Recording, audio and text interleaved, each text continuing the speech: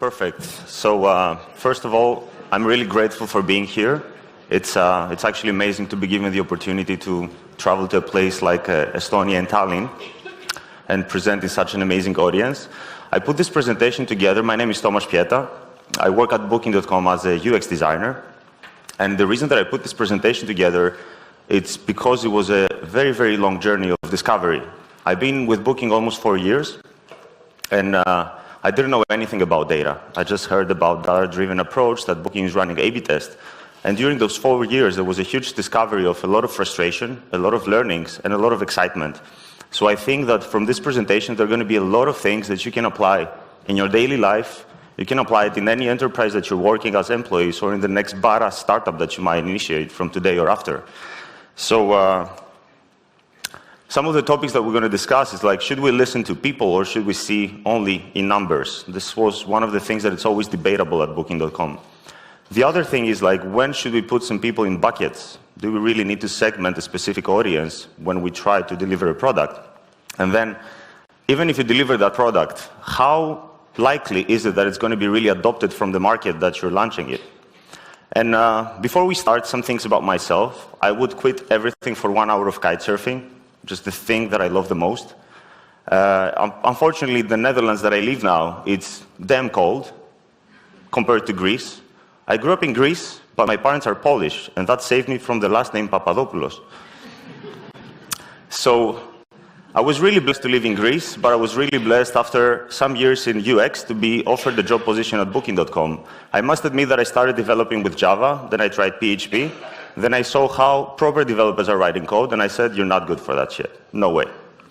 So I started investing some time in observing people and trying to understand how people interact with products, and I think that worked much, much better for me. So I was privileged 4 years ago to join Booking.com. The headquarters are in Amsterdam for people that don't know it over here. And the first thing that I want to discuss with you is like the life-changing experience, right? You drop everything, you leave Greece, and you relocate to a different country. Some of you might have done that already, or will do it in the future. And I want to share some of the most impressive things about Amsterdam. And when 2014 it became my new home, I was blown away by the numbers of bikes. You know, it was terrifying to see how many bikes. On the other side, though, I haven't spent 5 minutes in a car waiting in a traffic jam, right? So maybe it's a bit colder on a bike, but you hear your music, and it's just amazing that you don't have to sit in a car. So besides that, like this amount of number of bicycles creates great job opportunities, a very, very innovative job opportunities. You can really fish bikes. That's a real photo. I took this photo one day going to home because I'm like, holy shit, you know, somebody actually works like that. And I'm going to be asking a lot of questions because I hate presenting alone. It's really, really uncomfortable. So what do you think? How many? That was a question, right? Wow. Okay. How many bikes? 12,000. Thank God. Thank God I have way more games than that, so it's fine. I just gave away the first one. So 12,000 bikes. But let's go a little bit about Booking.com. #1 accommodation website in the planet, and one of the largest e-commerce. What is the #1 e-commerce in revenue? Wrong. Yes, Alibaba. Then it's Amazon. Booking.com is competing somewhere with eBay, so it's like 4th, 5th place. And what does it mean in numbers, though, right? 1.5 million room nights every day. 17,000 employees plus, right? The city that I was actually living in Greece, Kavala, had like 50,000 people. So having 20,000 employees, close to 20,000 in a company, that's mind-blowing. And 43 languages, approximately 45 currencies. And you're going to see why this is getting very, very interesting. So I go to Booking.com, first day, extremely data-driven company, and everybody around me is saying, like, I'm going to experiment on this, I'm going to run an experiment on this. I'm like, it's a website, it's not a lab, right? So experiment, experiment, experiment. So everything that you would hear in this company was experimenting. So extremely data-driven, and then I start my journey about, I would think that this would be better if we deliver to our customers a change on this website, and then I would like to try it. Well, no, you cannot try it, you got to experiment. Nobody is allowed to push anything in the company if it's not wrapped in an experiment. Nobody. So my first theme, search results. Huge traffic, imagine that no matter what you're going to do at Booking.com, you got to go through search results. So that was my onboarding team. I was placed over there and started talking with a designer, and he tried to explain me a little bit how we do things over there. So it's nothing really extreme. We use Perl. That's actually very outdated. And within Perl, you have a scripting code and you write your HTML, CSS. So it's nothing really fancy, nothing technologically innovating, and it's very, very complex. So day 5, I run my first A/B test. When I say I ran my first A/B test, we're talking about if my, that's how it looks like, right? If my awesome or terrible experiment idea, then create a div, add a class, change a color, increase something, else do nothing. So that creates a base and a variant.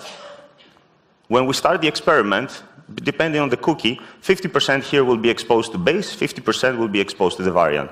How many people here have run at least one A/B test? Perfect, super nice.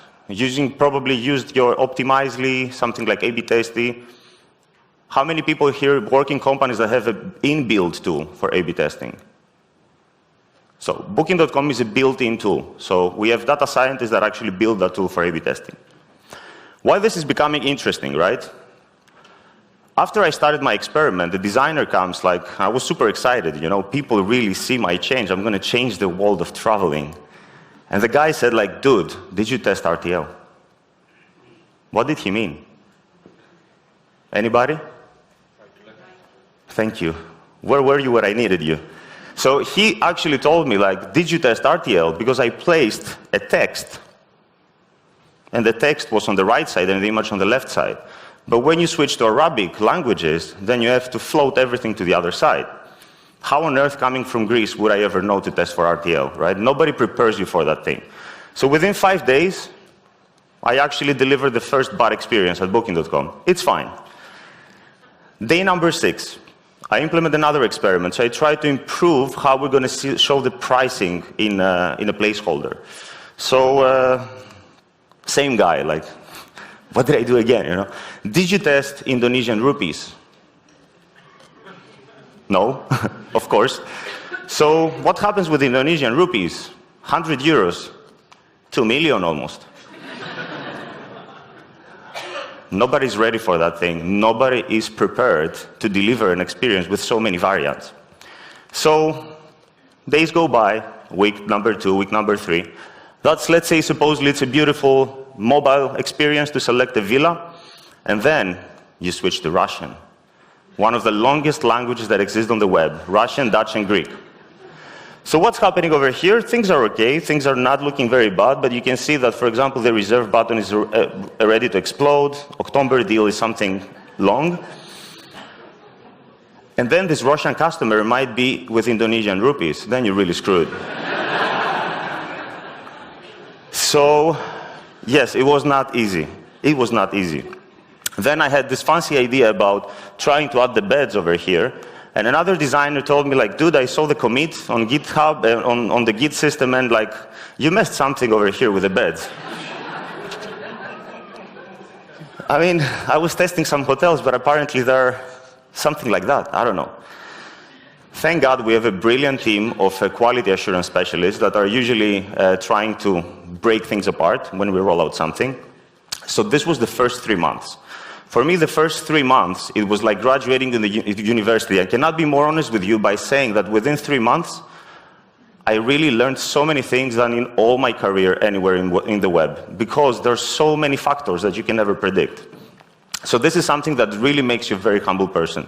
That's why you can see that I'm super proud of removing reserve button from search results for 30 minutes. I shared it on my pants, of course, because you're losing a lot of money.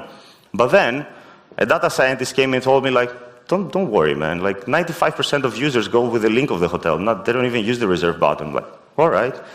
So you learn every day. And one of the other things that I use the word learning, right? Because it would be very terrible to say that I failed. And 9 out of 10 times we really fail. Statistically, the experiments that we run, 9 out of 10 times will result into knowing that it doesn't work. So it's really hard to prove that something is conclusively positive and really helps people to travel.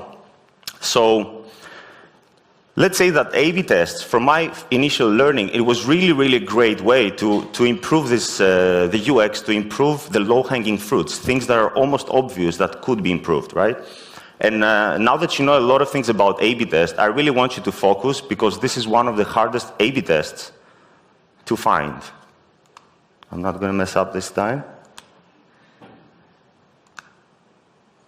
Please raise your hand when you find the A/B test. Up there, I saw a hand. Yes? Please speak up. The padding. Wow. Super fast and super smart. That's the experiment. So the experiment is that over here I can fit one finger, and over here I can fit two fingers. And people ask me, like, sign me up. Do you really make money by doing that? Like, is there a job like that? Yes, for everybody here, you know that this is margin bottom 10 pixels. This is the A/B test, right? Amazing, super smart. So let me explain you what happened here, right? This is search results without dates. By the way, this is not my experiment. Somebody else did it. Search results without dates. So when you have a conversion funnel, the customer hasn't decided yet about dates. The hypothesis here is that by increasing the margin by 10 pixels, conclusively more people will click on that link, which triggers a map. Then we influence the psychology of the customer. When they open the map, they see landmarks, they see other hotels, and they feel more engaged. So like, let's add some dates. So from no dates to dates, you push them further in conversion funnel. In the end, this experiment was conclusively positive on conversion, and it generated way more bookings than base. A tiny change like that was basically able to impact the user experience. And it's not science. I mean, this is, for some people it's common sense, but it's really hard to generate that hypothesis. Another thing compared to A/B Tasty and Optimizely is that when we run those experiments, we have tracking code everywhere. There could be a hover tracking code here, here, here, everywhere. So whenever you interact, you hover, you long press with a mobile phone, there is a tracking code sent to our A/B testing tool. So we don't only see conversion, we see every little detail in interaction that you did on the website. That's an easy one.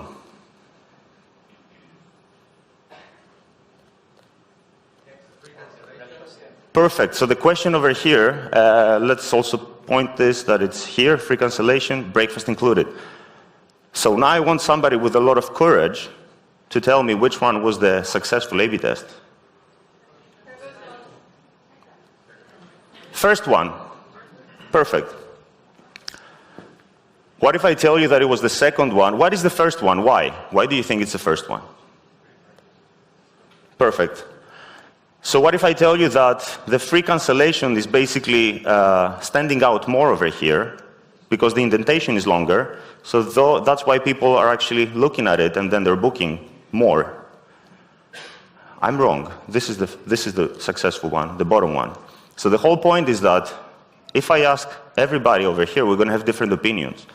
And we don't want to base our decisions, our design decisions, on opinions. So that's why we run an A/B test. And this way we can know that the audience, which is 18 years old, 55 years old, we can see an unbiased statistical result towards something that works for most of the people. That's for you. How long should it run? Forever. Nice one. It should run at least for 2 weeks. This is our definition of an A/B test because we want to capture all the audience. By 25%, you see an increase approximately in group traveling during the weekend because this is when parents with kids have the time to actually search for a hotel. So if you run an experiment, yes, you're laughing. So if you stop an experiment in 5 days, then you don't capture the group travelers that you might be harming actually with your experiment. So that's why definitely you want 2 weeks to grab the biggest, to get all the audience that you can get. So the first learning from this part was, for me, don't assume anything, test and test again, and even if you test enough, probably it's not enough, that how much a small change can really provide a huge impact, and to run your test long enough. This was the learnings after 3 months. So then we're moving on a little bit, and when is the right time to segment? So what happened with the Arabic audience? Why we were not able to see or understand the right to left design decision? And I took a screenshot. When I took the screenshot, I accidentally noticed something here.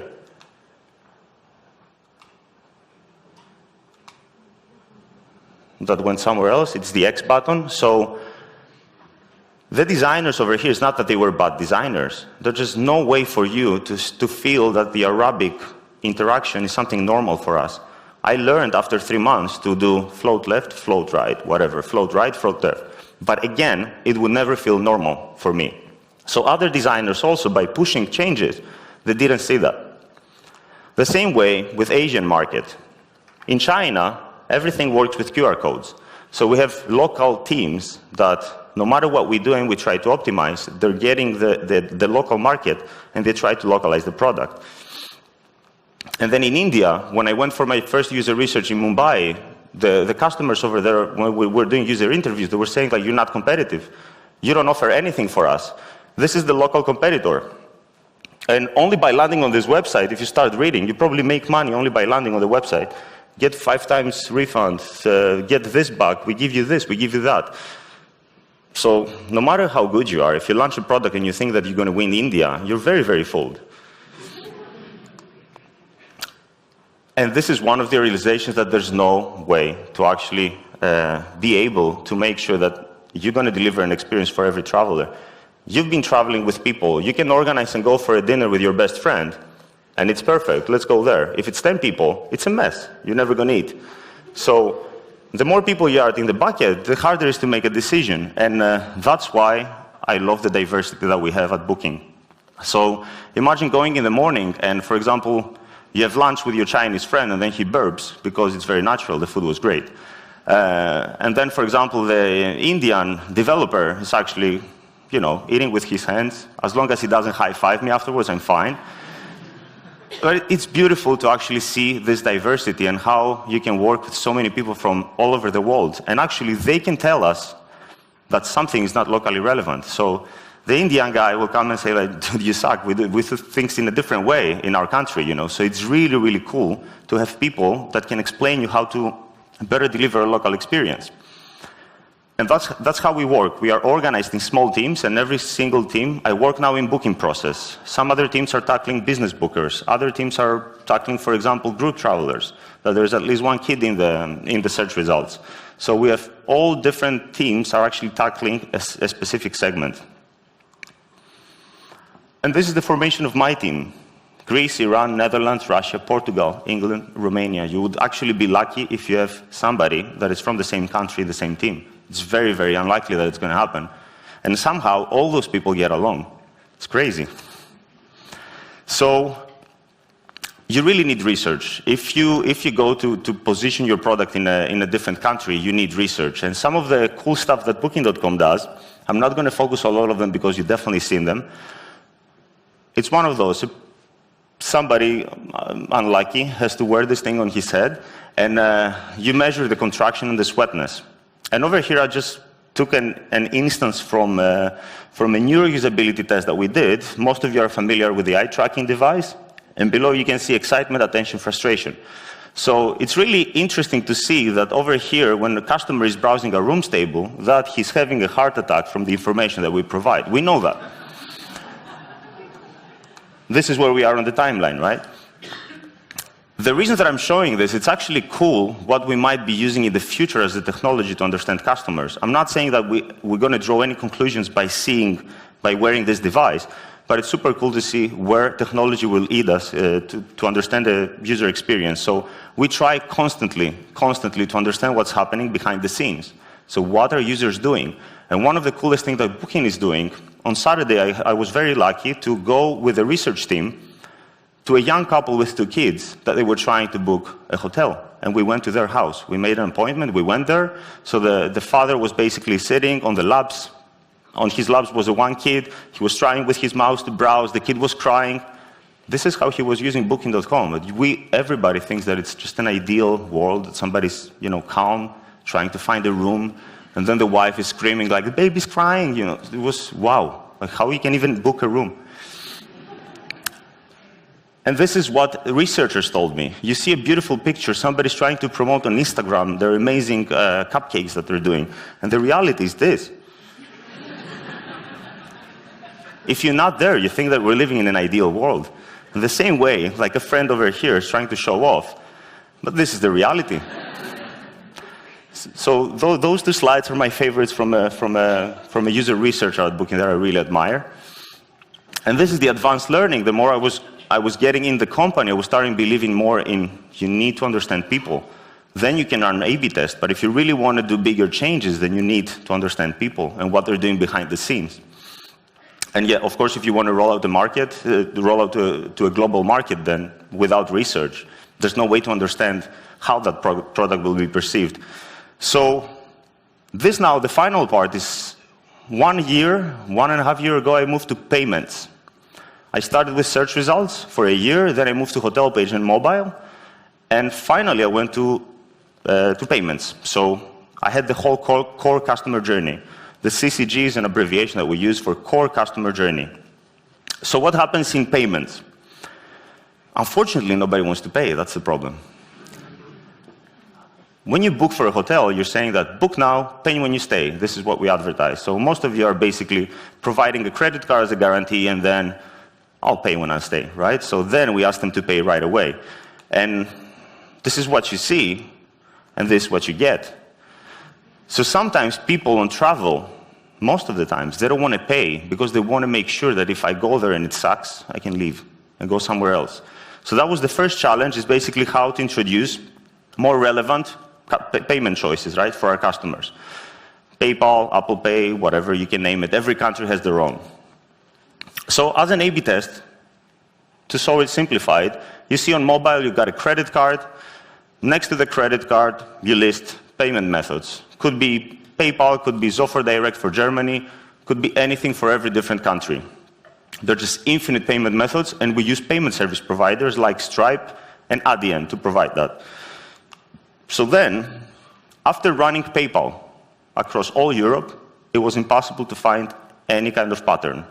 Any kind of pattern. So other countries were very bad, other countries were positive, but we didn't know why. Other countries were so terrible that we couldn't even let it run. So what's happening here? Why payments are so different in every country? Like, you cannot really understand what to do with this experimentation lines. And then we wanted to roll out payments for Indonesia. So this is an online payment method, Indomaret, that you see over here. And then when we roll out the experiment, I go to Traveloka, a local competitor, to try to understand what's happening with this payment method, right, with Indomaret. You go to your booking process, you open Indomaret, the timer starts, you've got 1 hour to pay. You click the pay button, pay with Indomaret, and nothing happens. You just receive this, you didn't pay. Take your code, wear your shoes, dress up, go to a mini market, show that payment code. The cashier over there will try to find the transaction. Oh, all right, I found it. There is a pending booking system in our system, so give us the money. So you give 1 million rupees, which could be like that, for 100 euros. And then you have to upload the proof of payment when you go back home, and then in the end, your booking is confirmed. And this is what they call online payments. So the thing is that was a great learning, because you say that Indonesia is 9,000 kilometers away, and how on earth, without user research and the local office that we were calling every day, you're not able to deliver an experience over there. You basically, there's no way for you to go to the market. So yes, Indonesia is far away, right? So very, very different than us. We are cooler, we're Europe. German wallet. It's like, I love this example of German wallet. Big wallets, like money. You can see the money inside. Dutch wallet, just a thin wallet. Where's my brother living? That's his wallet. He's living in Germany. Doesn't even fit in a pocket. And this is a Dutch wallet.